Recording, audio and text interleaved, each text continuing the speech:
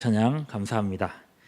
담임 목사님께서는 지금 유럽에 다 뭐라 그러죠? 갑자기 종교 개혁지 탐방을 하고 계십니다. 이번 주 토요일에 돌아오시는데 돌아오실 때까지 안전을 위해서 또 은혜로운 일정 되기 위해서 기도 많이 해주시기를 부탁드리겠습니다. 연세가 많으신 어르신이 한 분 계셨습니다. 몸이 편찮으셔서 바깥 생활을 잘 못하시고 주로 집에만 계신 분이었습니다. 그래서인지 좀 편찮으시다 싶으실 때면 오랫동안 알고 있었던 이웃 청년에게 전화를 하셨답니다. 심지어는 밤늦은 시간까지도 전화를 하셔가지고는 내가 어깨가 너무 아프니까 좀 와서 좀 주물러 달라, 내가 다리가 저리니까 와서 좀 다리 좀 이렇게 좀 만져달라, 그렇게 요구를 하셨답니다. 근데 이 젊은이가 요즘 사람 같지 않고 되게 순박해가지고 그 어르신께서 요구하시는 대로 가가지고 다 일일이 주물러 드렸다는 거예요. 그런데 이 어르신께서 청년에게, 이렇게 주물르고 있는 청년에게 항상 그렇게 말씀하셨답니다. 내가 아들 같아서 그러는 거야, 내 가족 같아서 그러지, 정이 가서 그러는 거야, 이렇게 말씀을 하셨답니다. 가족이면 당연히 와서 주물러줘야 되는 거 아니냐, 이런 뜻으로 말씀하신 것 같아요. 근데 하도 그러시니까 어느 날 이 청년의 동생이 보다 못해서 같이 하루는 따라갔답니다. 아니나 다를까 이 할머니께서 이제 청년한테 아유 아들 같은 청년 이러면서 계속 얘기를 하시더라는 거예요. 그래서 이 동생이 그렇게 말했답니다. 아유 어르신, 그렇게 아들 같으시면 용돈도 좀 챙겨주시고 나중에는 재산도 좀 물려주시고 좀 그래 주세요, 그렇게 얘기를 했답니다. 그때부터 이 어르신이 한마디도 안 하시고 전화도 안 오게 되었다는 그런 이야기입니다. 아들 같다, 딸 같다, 또 자식 같다 그러지만 결국 진짜 가족은 아니었던 거죠. 여러분, 요즘에 이런 일들이 참 많은 것 같습니다. 뉴스에 보니까요, 작년에 한 의류업체 회장님이 30살이나 어린 그 여성 점주에게 6개월 동안 그 음란 메시지와 음란 동영상을 수십 통을 계속해서 보냈다고 해요. 견디다 못해가지고 경찰에 신고해서 경찰에서 이 회장님이 조사를 받게 됐는데 이분이 이렇게 대답하더랍니다. 뭐라고 대답했을까요? 딸 같아서 제가 장난 좀 쳤습니다, 그랬대요. 욕 나오시죠, 그죠? 정말 내 딸한테 그렇게 했을까, 그죠? 요즘 청년들이 일자리를 구할 때에 이제 구인란에 보면은 가족 같은 분위기에서 함께 일하실 분 구함, 이렇게 돼 있는 데가 있잖아요. 그렇게 적혀 있는 데는 일단 거르고 본답니다. 여러분 잘 참고하세요. 왜 그러냐면은 많이 경험을 해본 거예요. 막상 가보잖아요. 그럼 어떻게 하느냐? 가족이니까 일은 좀 더 어떻게 해요? 많이 하고, 가족이니까 돈은 좀 조금 받아라, 그런다는 거예요. 말로만 가족이죠. 그 가족이라는 이름을 표방한 사실 착취입니다. 여러분, 가족 같다는 얘기, 아들 같다는 얘기가 참 사실은 되게 좋은 말이거든요. 그런데 요즘에는 이 좋은 말이 점점 이렇게 의미가 퇴색되고 있는 것만 같습니다. 자, 그런 의미에서 이번 달이 이제 가정의 달이고, 가정의 달이라서 가정을 보려고 하는 게 아니라 우리 교회를 한번 생각해 보려고 합니다. 왜냐하면 교회야말로 말로만이 아니라 진짜로 가족이기 때문에 그렇습니다. 아닙니까? 네. 여러분, 기도하실 때 맨 처음 문장을 어떻게 시작하십니까?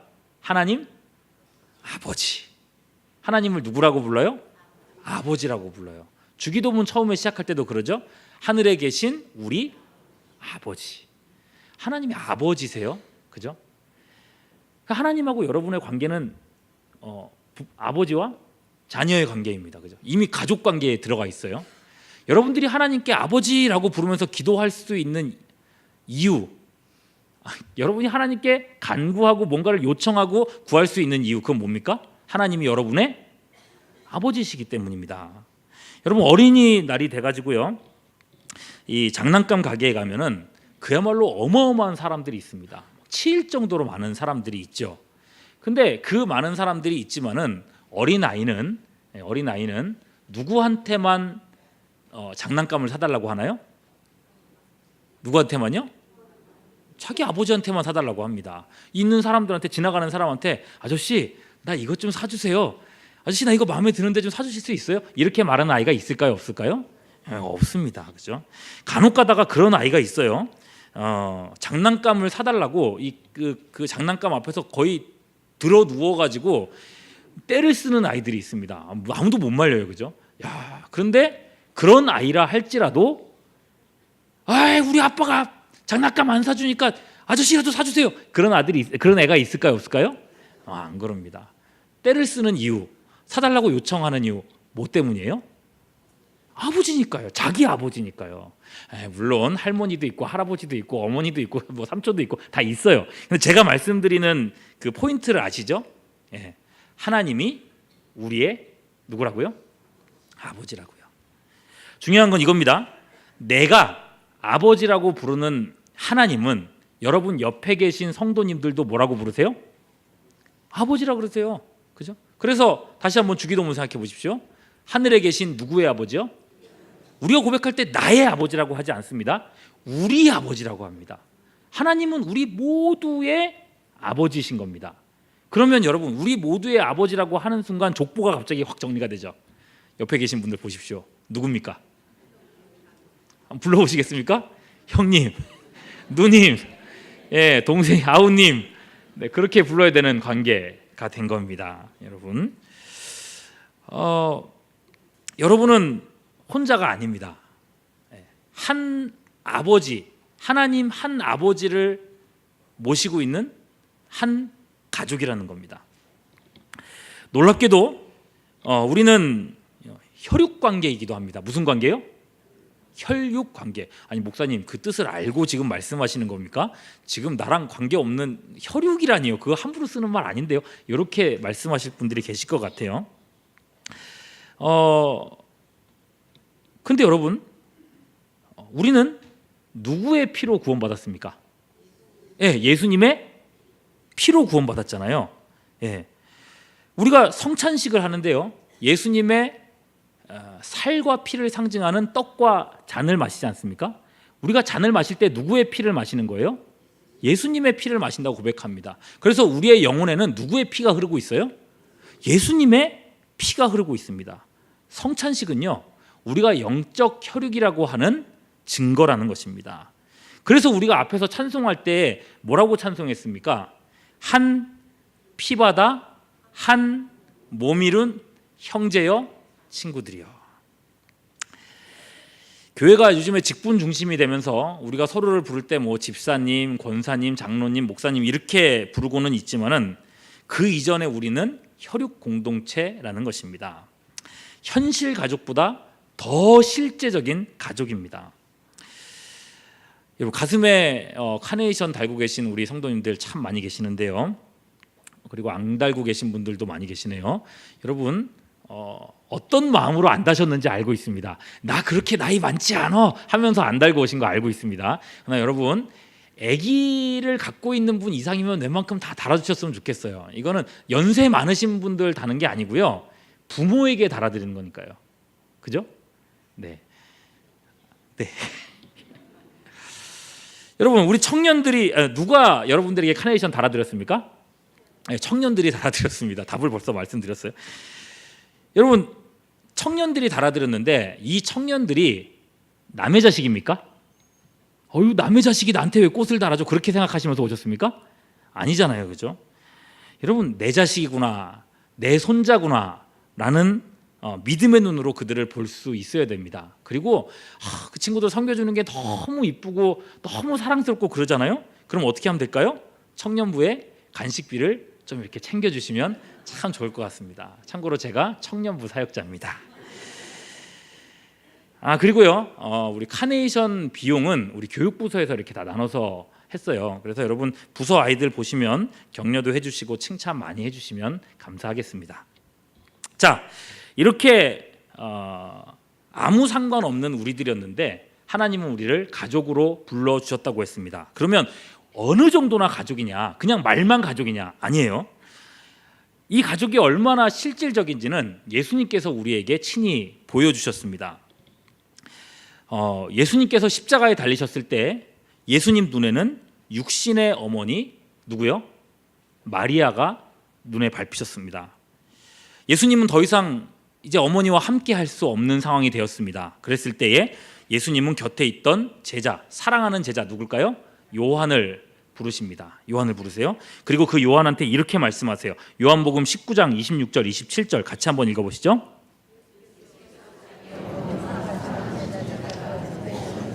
보시고 자기 어머니에게 말씀하시되 여자여 보소서 아들이니이다 하시고 또 그 제자에게 이르시되 보라 어머니라 하신대 그때부터 그 제자가 자기 집에 모시니라.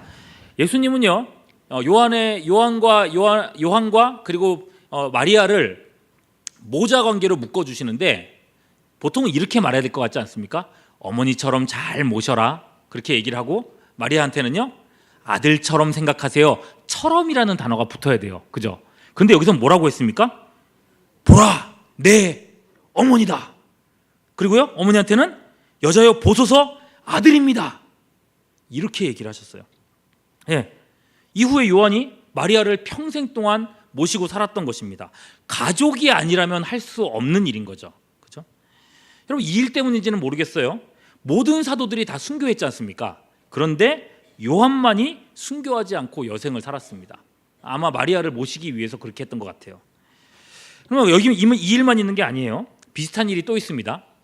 예수님께서 십자가 지시고 골고다 언덕길에 올라가실 때 너무 힘들어서 예수님이 쓰러지셨어요. 그때에 예수님을 대신해서 십자가를 지고 간 사람이 있습니다. 누굴까요? 마가복음 15장 21절에 보면 나와요. 누구라고 되어 있습니까? 루포의 아버지 구레네 사람 시몬입니다. 누구의 아버지라고요? 루포의 아버지. 이 루포가요 시몬의 아들 루포가 바울의 서신서에서 한 번 더 나옵니다. 로마서 16장 13절 같이 한번 읽어볼까요? 시작. 주 안에서 택하심을 입은 루포와 그의 어머니에게 문안하라. 그의 어머니는 곧 내 어머니니라. 루포의 어머니를 바울은 내 어머니라고 부릅니다. 여기서 내 어머니는요 그냥 어머니 같은 존재가 아니라 내가 책임져야 될 분이라고 이야기하는 거예요. 아니 내 남의 어머니지 왜 내 어머니가 되냐는 거예요. 근데 여러분 이렇게까지 되는 것이 성경이 말하는 가정으로서의 교회입니다. 하나님은 우리가 여기까지 이르기를 원하고 계세요. 옆에 있는 분들 또 여러분 주변에 있는 어르신들 그리고 우리 학생들 볼 때에 자식 같아 이 정도가 아니라 내 자식이 되는 것, 그게 교회 공동체고 그게 교회 가족이라는 거예요. 근데 여러분 우리가 이 정도 수준까지 가면 참 얼마나 좋겠습니까? 교회 어른들이 내 부모님 같고 젊은이들이 내 자식 같고, 자식 같다고 해서 아까처럼 막 나쁜 짓이나 하는 게 아니라 내 가족처럼 정말 책임져 줄 수 있는 정도의 교회라면 우리는 세상 어디에 나와도 당당한 교회가 될 수 있을 겁니다. 그죠? 그래서 상상해 보십시오. 어르신을 내 부모처럼 다 공경해가지고 교회 안에 어르신들이 이렇게 많지만은 그 어르신들 중에서 외로운 사람 하나도 없어요. 젊은이들 요새 얼마나 힘듭니까? 근데 어른들이 항상 격려해주고 위로해주고 토닥거려주고 세워줘서 젊은이들이 내가 예수 믿는다는 게 너무너무 자랑스러워. 그런 교회 얼마나 멋집니까? 근데 여러분 현실을 직시해 보자는 거죠. 그게 되나요? 아무리 그래봐야 너는 너고 나는 납니다. 내 가족만 가족이지 너는 내 가족이 아니에요. 아무리 친하고 친밀한 듯이 막 좋게 잘 지내도 뭔가 하나 결정적으로 틀어지는 일이 생기면 뭐 원수되고 등 돌리고 누군가 한 사람은 교회 떠나야 되고 이런 상황이 생겨납니다. 그럼 새삼 깨닫죠. 아, 우리 남이었구나. 여러분 교회가 이런 한계를 안고 있어요. 아무리 분위기가 좋다 그래도 이 한계를 넘어서지를 못해요. 그러면 우리가 과연 하나님께서는 우리를 이렇게 가족이라고 만들어 주셨는데 이 이론을 우리가 정말 가족이다라고 하는 이 이론을 제대로 우리의 것으로 만들 수 있겠는가 질문이 나오는 거죠. 그 대답을 오늘 하나님의 말씀 속에서 함께 찾아보려고 합니다. 사실요, 성경에 있는 교회라고 그렇게 다르지는 않았습니다. 예, 어쩌면 우리보다도 그들 교회가 더 심각했어요. 애초에 초대교회는 첫 단추부터 아주 강력한 분열의 씨앗이 있었습니다. 누구하고 누굴까요? 이방인과 유대인 사이의 분열입니다. 이방인들은요, 유대인을 뭐처럼 여겼어요? 월월 모르실 것 같아서 뭐처럼 여기셨어요? 멍멍이처럼 여겼어요. 그죠? 아주 사람으로 취급을 하지 않았어요. 예. 그러면 이방인들은 유대인들을 뭐로 여겼을까요? 요즘 말로 꼰대라고 여겼어요. 꼰대들, 자기네들 보면 생각하는 저 사람들. 그렇게 하면서 서로에게 상처를 주고 서로하고 가까이 할 수 없는, 서로가 상종할 수 없는, 계속해서 평행선만 갈 수밖에 없는 그런 관계였어요. 특히나 오늘 우리가 에베소서 말씀 읽었지 않습니까? 에베소 교회에 이런 분열이 굉장히 심했어요. 그래서 바울이 에베소 교회에 편지를 쓴 이유가, 에베소서를 쓴 이유가 이 분열을 어떻게 좀 해결해 보려고 쓴 거예요. 그러면 바울은 이 분열의 문제를 과연 어떻게 해결했는가? 두 단계로 해결해요. 먼저는 지식입니다. 뭐라고요? 지식입니다. 우리는 가족이다 라는 이론을 가르친 겁니다. 자, 그러면 어떻게 가르쳤는가? 에베소서 우리가 3장 읽었잖아요. 앞에 1장, 2장, 3장에 그렇게 내용이 나옵니다. 에베소서 1장에 보시면 10절에 이렇게 얘기해요. 우리를 왜 구원하셨느냐? 같이 봅니다. 시작. 하늘에 있는 것이나. 왜 우리를 구원했어요? 통일되게 하려고, 하나 되게 하려고, 우리를 분열되게 하게 하시는 게 아니라 우리를 하나 되게 만들려고 하나님이 우리를 구원하셨다. 그러면 그 방법은 뭡니까? 2장 14절입니다. 시작. 그는 화평이신지라 둘로 하나를 만드사 원수된 것 곧 중간에 막힌 담을 자기 무엇으로 하셨어요? 육체로. 예수님이 십자가 지심으로 막힌 담이 허물어졌다는 것입니다. 예수님의 살과 뼈가 찢기심으로써, 살이 찢기심으로써 우리가 하나 되게 만들어 주셨다는 거예요. 십자가의 의미가 뭡니까? 위아래로, 그리고 좌우로. 자, 아래에서 위로는 뭐예요? 하나님과 우리의 관계를 회복하시고, 좌우는 뭐예요? 너와 내가 하나 되는. 그렇게 주님께서는 자기의 희생으로써 우리의 막힌 담을 허물어 보셨다 그런 거예요. 그 결과 3장 6절 같이 봅니다. 시작. 이는 함께 상속자가 되고 함께 지체가 되고 함께 약속에 참여하는 자가 됨이라. 여러분, 이방인과 유대인은 이제 모든 것을 함께 합니다. 차별이 없다는 것입니다. 예수님 안에서 한 가족이에요. 그래서 차이도 분열도 더 이상 허용되지 않는다는 거예요. 하나님이, 그리스도께서 자기를 희생하셔서 우리를 하나로 만드셨는데 우리가 어떻게 서로를 분열할 수 있겠느냐고 얘기를 하는 것입니다.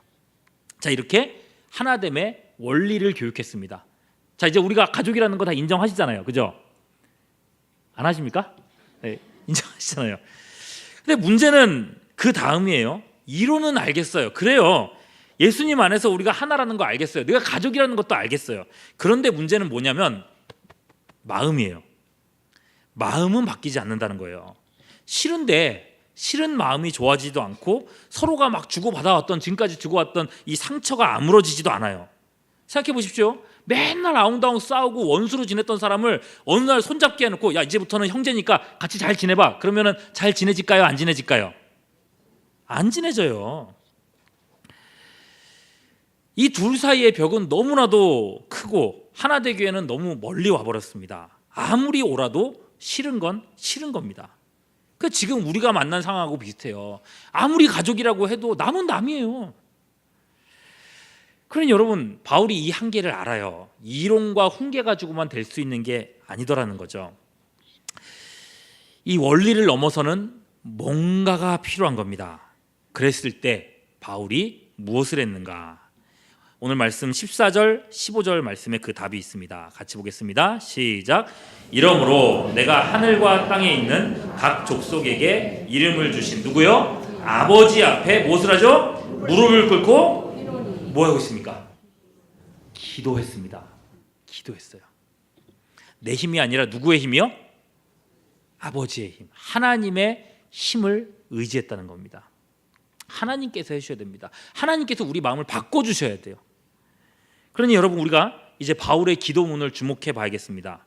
원수처럼 떨어진 사람들이 하나 되기 위해서 우리는 어떻게 기도해야 되는가? 어떻게 하나님을 의지해야 되는가?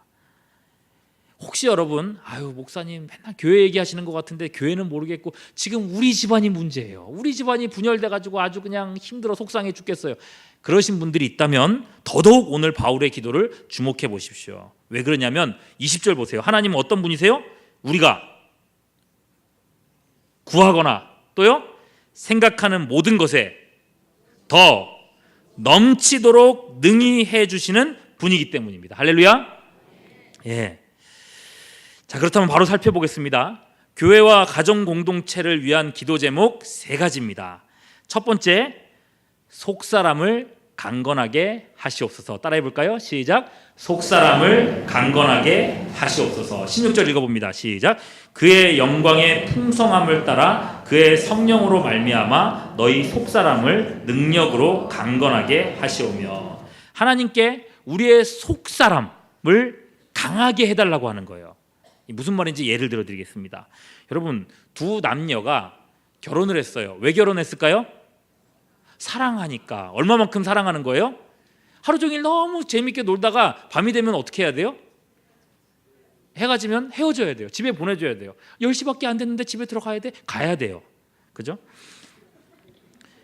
이게 싫은 거예요. 아, 안 되겠다. 이제 같이 살아야겠다. 같이 잠들고 같이 일어나고 싶다. 그래서 결혼하는 거잖아요. 정말 너무너무 뜨겁게 사랑해서 결혼이라는 걸 하는 거거든요. 근데 막상 결혼을 했어요. 와, 꿀만 넘치는 줄 알았더니 또 뭣도 있어요? 또 뭔가 있어요. 문제가 있어요. 뭔가 신혼 살림을 준비를 하려고 그러는데 그때부터 문제가 생겨요. 물 먹으려면 어떻게 먹어야 될까? 그거 가지고부터가 시작이에요. 예. 야, 뭐 돈 쓸 거 있냐? 그냥 마트 가가지고 그냥 물 이렇게 다 들고 오면은 싸게 해가지고 먹을 수 있지라고 얘기를 하죠. 한쪽에서는요. 그럼 다른 한쪽에서는 뭐라 그래요? 허리 아파. 그거 뭘 맨날 그렇게 사와? 뭐 해야 돼요? 정수기 달면 해결될 걸. 돈 아깝다고 그러냐? 그걸 가지고 싸우시는 지체들이 있더라고요. 또 신혼 초에 어떤 용감한 남자는 그런 얘기를 합니다. 정말 용감한 남자인데요. 우리 엄마는 반찬을 항상 6가지 이상은 해주셨는데 뭐 하자는 겁니까? 싸우자는 거잖아요, 그죠? 그 말을 왜 하나 모르겠어요. 근데 하거든요, 그죠? 여러분, 그렇게 사랑을 해서 결혼을 했는데도 상처 주고 상처 받을 일들이 생겨나요. 그런데 여러분, 하물며 우리들 보십시오. 아무 상관없었던 사람들을 모아놓고 가족이다 라고 했어요. 그럼 그때부터 우리 안에 여러 가지 문제들이 생길 수밖에 없어요. 각각이 갖고 있는 뾰족한 부분들이 있고 그 뾰족한 부분들에 서로 찔리고 찔리면서 아파하는 부분들이 분명히 있어요. 네. 좋은 마음으로 예배당에 왔습니다. 교회에 왔습니다. 그래서 왔는데 일단 주차장에서부터 시험이 딱 들 일이 생겨요. 뒤에서 빵빵 거리는데 앞에 차는 안 가죠. 막 열이 막 납니다. 그리고 예배 끝나고 나가려고 그러는데 차가 앞에 있는 차가 가로막고 있어요. 빨리 나가야 되겠는데 전화했더니 예배 드리고 있대. 예배가 문제야. 내가 지금 나가야 되는데 화가 나요. 그것도 문 콕을 해놨네 누가. 그러면 이제 막 시험에 들어요. 내가 교회를 옮겨야 되는 거 아닌가. 여러분, 누가 나에 대해서 험담하는 일들이 있죠. 그런데 그걸 꼭 당사자한테 전달해 주시는 분들이 있거든요. 그러면 그 얘기를 듣고 나면 막 속이 상해요. 그죠? 또요, 길에서 교인하고 마주쳤습니다. 내가 아는 사람인데 근데 그분이 나한테 인사를 안 해. 저 사람이 나를 싫어하나? 교회가 사랑이 없나? 그러면서 그때부터 굉장히 고민을 합니다. 내가 교회를 옮겨야 되는 거 아니야? 여러분, 이럴 때마다, 이런 일들이 생길 때마다 헤어져. 이혼도장 찍어. 딴 교회 갈래. 이럴 수 없지 않습니까? 이럴 수 없잖아요. 그래서 여러분, 이 기도가 첫 번째 기도가 된 겁니다. 하나님, 우리 성도님들의 마음이 제발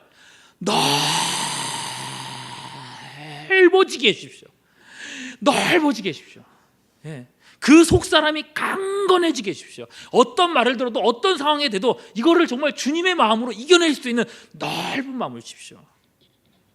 여러분, 우리 스스로가 될 일이 아니에요. 내가 아무리 노력한다고 해서 내가 내 마음 통제 못해요. 예. 누가 도와주셔야 돼요? 성령님만이 우리 속사람을 강건하게 하셔야 돼요. 그러니 여러분, 기도해야 되지 않겠습니까? 함께 기도해 주시길 바랍니다. 여러분, 속사람이 건강한 교회가 되게 해주십시오. 기도하신 여러분 되기를 바랍니다. 자, 두 번째요. 따라해 봅니다. 예수님 우리 마음의 왕이 되어 주옵소서.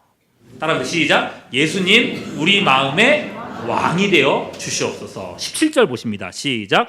믿음으로 말미암아 그리스도께서 너희 마음에 계시게 하시었고, 예수님께서 우리 마음의 주인이 되셔서 우리 생각과 말과 행동을 주관해 달라는 기도입니다.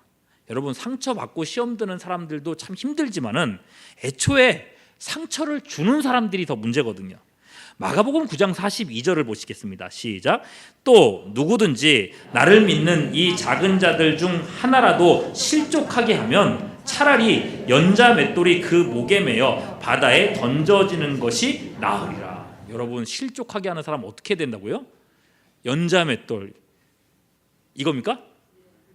이거예요. 이거 옛날에 노예들 끌고 이거 미는 거 있잖아요. 커다란 맷돌, 그거 목에 달고 물에 떨어 어떻게 되라는 겁니까? 시험 들게 하는 게 그렇게 무서운 죄라는 거예요. 형제를 시험 들게 하는 게. 근데 여러분, 그거 대부분 사람이 알아요, 몰라요? 알아요. 남 시험 들게 하는 게 얼마나 힘든지 알아요. 그런데도 어떻게 해요? 예, 다른 사람 시험 들게 하고 아프게 하고, 예, 상처 주는 말과 행동을 하게 되죠. 왜 그래요? 내가 중요하니까요. 내가 상처 안 받아야 되니까요. 내가 중심이에요. 그야말로 내 마음 보좌에, 내 마음의 그 보좌 위에 누가 올라와 있어요? 내가 올라와 있어요. 내가 주인이에요. 그러니 여러분, 이 문제를 해결할 수 있는 방법은 하나밖에 없습니다. 방금 바울이 기도했던 거 뭐였어요? 주님, 우리 성도들의 마음에 좌정하사 그 마음을 다스려 주시옵소서. 이것이 바울의 두 번째 기도 제목입니다. 그러니 여러분, 어떤 사람이 있어요. 누구 막 이 성격이 좀 그러셔가지고 통제가 안 되고 남 힘들게 하시는 분들이 있어요. 그럴 때마다 저 사람 왜 저래 하면서 정죄할 게 아니에요. 그거 내가 통제할 수 있는 게 아니거든요. 어떻게 해야 돼요? 누구 찾아야 돼요? 주님께서 그 마음을 고쳐주십시오. 주님께서 그 마음의 주인이 되십시오. 기도하시는 겁니다. 자, 세 번째, 뿌리 내리게 하옵소서. 따라해 볼까요? 뿌리 내리게 하옵소서. 자, 17절 후반절입니다. 너희가부터 시작. 너희가 사랑 가운데서 뿌리가 박히고 터가 굳어져서. 여러분, 신앙생활은요, 항상 기억하십시오. 뿌리 내림입니다. 뿌리 내림. 제가 새가족부 사역을 하면서 뼈저리게 깨달은 부분이 바로 이거예요. 요즘처럼 동네마다 그 교회가 다 있고 개인주의가 팽배한 시대에는 이 교회를 옮겨 다니는 거에 대해서 정죄감도 없고 문제가 없다고 생각하시는 분들이 참 많습니다. 새가족 상담할 때 정말 한결같이 그런 말씀들을 하시던데요. 그러세요. 아니 뭐 하나님 입장에서는 이쪽 주머니에 있는 거 저쪽 주머니로 옮기는 거니까 손해 없는 거 아니에요? 라고 하는 말씀들을 하세요. 어느 교회나 가서, 우리 교회에서도 들은 말이고 있어요. 그렇게 말씀하시는 분들이. 정말 그 지혜는 도대체 누구에게서 온 지혜인지 모르겠어요. 근데 여러분, 우리를 그렇게 동전 취급을 하고 있는데 우리가 그 정도밖에 안 되는 사람들입니까? 성경은요, 절대로 성도의 소속을 그렇게 말한 적이 없습니다.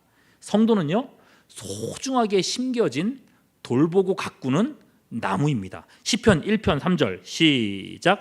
그는 시냇가에 심은 나무가 철을 따라 철 열매를 맺으며 그 잎사귀가 마르지 아니함 같으니. 여러분, 시냇가에 심은 나무처럼 울창한 숲속에 뿌리 내린 백향목처럼 하나님은 성도를 그렇게 소중하게 귀중하게 여기시는 겁니다. 성도가 한 교회에서 뿌리 내리지 못하고 교회 뜰만 밟고 다니는 것은 영적인 질병이고요, 정말 구원의 기쁨을 빼앗는 불행 중 불행입니다. 신앙생활은 뭐라고요? 뿌리 내리는 거라고 했어요. 그러니 여러분, 이쪽 교회에서 한 번 저쪽으로 옮겼어요. 그러면 거기에서 적응하기가 쉬울까요? 안 쉬울까요? 안 쉬워요. 여기서 그런데 적응하기 안 쉬워서 다른 교회로 또 옮겼어요. 그러면 더 쉬울까요? 더 안 쉬울까요? 2번, 3번, 4번, 5번 옮기면 그다음부터 교회 안 다닙니다. 그렇게 돼요. 교회 똑같아요. 나한테 맞는 교회 언젠간 찾겠지. 그렇지 않아요. 어디를 가든지 뿌리를 내려야 돼요. 그러니 여러분, 우리 교회가 어떤 교회가 돼야 되겠습니까? 예? 이 불행을 끊어버리고 뿌리 내릴 수 있는 교회가 돼야 되지 않겠습니까? 그죠? 그러니 여러분, 이 쉽지 않은 일이지만, 적응이 힘들고 시간이 많이 걸리지만 우리가 뭐 할 수 있어요? 기도할 수 있잖아요. 주님, 우리 교회가 어떤 교회요? 뿌리 내리는 교회가 되게 해주십시오. 기도하실 수 있기를 바랍니다. 어우러지는 교회, 든든하게 뿌리내는 교회가 될 수 있도록 기도하는 여러분들 될 수 있기를 바랍니다. 자, 이렇게 세 가지 기도 제목들을 보셨습니다. 무엇이 있었죠? 하나는 속사람이 강건해지게. 두 번째는요, 그리스도께서 우리 마음의 왕이 되시게. 세 번째는요, 뿌리 내리는 교회가 되게. 네. 기도하다 보면 이제 기대하는 게 생기잖아요. 응답을 기대하게 되죠. 자, 18절입니다. 응답이에요. 시작. 능히 모든 성도와 함께 지식에 넘치는 그리스도의 사랑을 알고. 이겁니다. 드디어 지식의 한계, 우리가 지식의 한계가 있었잖아요. 그 한계를 뛰어넘는 사랑을 알게 됩니다. 우리가 주 안에서 하나이고 한 가족이라고 하는 이 머릿속의 지식이 이제 마음속으로 내려와서 실체화됩니다. 아! 이 사람이 내 가족이구나. 내 아들이구나. 내 부모님이구나. 내 혈육이구나. 깨닫게 되는 거예요. 이것이 지식을 초월하는 알미입니다. 여러분 본문 다시 한번 보십시오. 이 지식이 어디서 오는지요? 능히 모든 성도와 함께 온다 그랬습니다. 여러분 앞서 살펴봤던 것처럼 다른 사람과 함께 신앙생활하는 거 절대 쉬운 일 아닙니다. 우리가 세 가지 기도 제목 봤잖아요. 꼭 시험 들 일이 있고 상처 주는 사람이 있고 뿌리 내리기 힘들어요. 내가 왜 이렇게까지 하면서 교회를 다녀야 되나? 라고 생각하는 일들이 있습니다. 근데 여러분 그거 기억하십시오. 그게 열쇠입니다. 힘들면서요, 부딪히면서 상처받으면서 하나님의 사랑을 알게 되는 겁니다. 이건요 혼자서 40년 동안 도 닦는다고 깨닫는 거 아닙니다. 신학 박사학위 받는다고 알 수 있는 거 아니에요. 주님처럼 아파하면서 때로 배신당하면서 상처 입으면서 주님의 마음을 비로소 알게 되는 것입니다. 많은 분들이 그러잖아요. 아기를 낳아보고 나니까, 애들을 키우고 나니까, 그러면서 애들 때문에 힘들고 아파보고 나니까 누구의 마음을 알아요? 부모 마음 알잖아요. 영적으로도 똑같은 거예요. 우리네 가정이 완전하지 않은 것처럼 지상의 교회도 완전하지 않습니다. 어쩔 수 없는 죄인들의 모임이에요. 단지 용서받은 죄인일 뿐입니다. 그러니 여러분 생각하십시오. 교회가 어떻게 그럴 수 있어? 라고 말씀하시는 분들이 있는데요. 여러분 순전해야 되지만 순진해지지는 마시기 바랍니다. 교회도 그럴 수 있습니다. 따라해 보세요. 교회도 그럴 수 있다. 예. 그러나 교회도 그럴 수 있지만 그렇기 때문에 이곳에서 하나님의 사랑을 배워갈 수 있는 것입니다. 문제가 있지만 그 문제를 딛고 참 가족이 될 수 있다는 거예요. 말씀 정리하겠습니다. 여러분 이런저런 문제가 있다고 해서 여러분들이 속한 여러분의 가족이 가짜 가족이 되는 거 아니지 않습니까? 여러분 우리가 속한 교회도 마찬가지입니다. 중요한 건 이 문제들을 대하는 태도예요. 예. 교회의 문제들은 교회를 하나로 만드는 시련일 뿐이고 통과해야 될 과정일 뿐입니다. 그러니 여러분 바울이 하는 것처럼 함께 기도하면서 함께 딛고 일어서는 우리 교회가 되어야 한다는 것입니다. 그렇게 천국을 만들어 가야 된다는 거예요. 예, 매년 어린이날이 다가오면은 우리 어린 아이들은요 자기들끼리 모여가지고 키득키득거리면서 뭔가를 막 만듭니다. 그래서 궁금하잖아요. 부모님들은 와가지고 막 보려고 해요. 뭐 만드냐? 보면은 애들이 갑자기 짜증을 내요. 보지 마요. 저리 가요. 그래요. 그렇게 짜증을 내요. 상처를 받죠. 애들 왜 그러지? 그러는데 어버이날이 되면서 이제 그 정체가 드러나죠. 뭐예요? 예, 어버이날 감사 편지예요. 예, 막 그 삐뚤빼뚤한 글씨를 가지고 써놨어요. 어머니, 엄마, 아빠 사랑해요. 엄마, 아빠 낳아주셔서 고마워요. 막 이렇게 써놨어요. 야, 이 글을 쓰려고 나한테 그렇게 짜증을 내고 상처를 줬나 하는 생각이 들지도 않는데 진짜 사랑을 해서 써놓은 건지 아니면 남들이 쓰니까 따라서 써놓은 건지 잘 모르겠어요. 그렇다고 하더라도 여러분 이 엽서를 보고 나면 마음이 왠지 굉장히 너무 행복하지 않습니까? 그래서 어떤 부모님들은요 매년 아이들이 주는 이 편지를 모아가지고 40년 동안 보관하시는 우리 권사님들도 봤어요. 상자를 딱 열어가지고 우리 애가 어렸을 때부터 줬던 거야 이런 분들도 계시더라고요. 얼마나 소중한 거예요. 작은 건데 이게 너무너무 소중한 거예요. 근데 여러분 연세가 들어도 마찬가지인 것 같습니다. 평소에 무뚝뚝하고 정없는 아들이에요. 그 오랫동안 준비했던 일이 또 잘 안 풀려가지고 집안에만 있고 보면 너무너무 속상한 아들이죠. 근데 이 아들이 어느 어버이날 어머니한테 와가지고 뭐를 주머니에다가 꼬깃꼬깃 이렇게 꾸겨 놓어요. 그리고 나중에 보세요. 이러고 어디로 가요. 어머니가 이제 주머니 안에서 그걸 꺼내가지고 펼쳐보죠.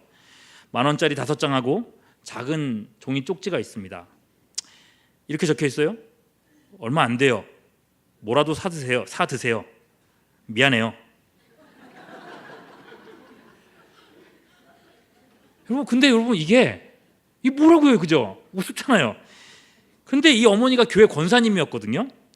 교회에서 그걸 그렇게 자랑을 하시는 거예요. 우리 아들이 5만 원 줬지 뭐야 하면서 얘기를 해요. 어떻게 보면 그 아들 욕일 수도 있는데 뭐 어쩌겠습니까? 어머니는 행복한데요. 여러분, 교회도요, 본질은 가족이기 때문에 큰일 하지 않아도 괜찮습니다. 없는 중에도 이 베풀어주는 작은 섬김 한번, 밝게 웃으면서 한번 악수하며 인사하는 그 인사 한번, 안부 전화 한 통, 그리고 바울이 간절히 이렇게 간구했었던 성도를 위해서 하는 그 잠시간의 기도, 세 가지 기도 뭐였죠? 속사람을 강건하게, 그리스도가 우리 마음의 주인이 되시게, 왕이 되시게, 세 번째요, 뿌리 내리는 교회. 여러분, 그렇게 기도할 때에 우리는 세상이 알지도 못하는 이 진짜 가정을 이 교회 안에서 누릴 수 있다는 것입니다. 다시 한번 말씀드립니다. 우리는 그리스도 안에서 피를 나눈 혈육이고 한 가족입니다. 지금 내 옆에 앞에 있는 지체들이 여러분의 식구들입니다. 여러분, 지금껏 혼자 예배드리는 것으로 만족하며 살고 오셨다면 여러분 인생 되게 많이 손해보신 겁니다. 오늘 예배 마치고 나가시면서 한 사람이라도 더 손잡아 주시고 웃어주시고 천국의 기쁨을 맛볼 수 있는 여러분들 될 수 있기를 주님의 이름으로 축원합니다. 기도하겠습니다. 우리를 예수님의 피로 하나 되게 하시되 십자가 안에서 한 가족 되게 하시니 감사합니다. 파편화되고 개인주의화된 세상 속에서 함께의 따뜻함을 경험할 수 있는 우리 교회 되게 하여 주시옵소서. 교회 안에서조차 소외되고 외로운 이들이 없도록 성령님 우리 안에서 역사하여 주시옵소서. 더욱 주님의 사랑을 의지하오며 우리 구주 예수 그리스도의 이름으로 기도하옵나이다. 아멘.